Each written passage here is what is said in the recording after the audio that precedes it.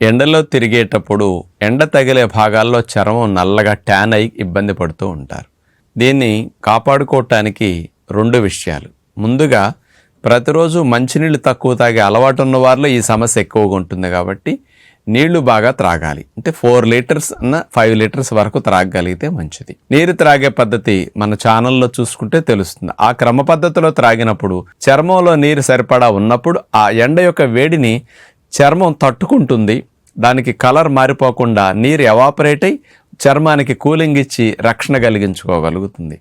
రెండవది, ఎండలో తిరిగేటప్పుడు ఏ భాగాలకు ఎండ తగులుతుందో ఆ భాగాలకు కాస్త కొద్దిగా కొబ్బరి నూనె మంచి క్వాలిటీ తెచ్చి కొద్దిగా లైట్ కట్ట రాసుకుని వెళ్ళారంటే ఎండ యొక్క వేడి కిరణాలు చర్మం మీద పడినప్పుడు ఆయిల్ ఏం చేస్తుంది, స్కిన్కి ఎఫెక్ట్ అవ్వకుండా ఆయిల్ ఎవాపరేట్ అయి చర్మాన్ని కాపలా కాస్తూ ఉంటుంది.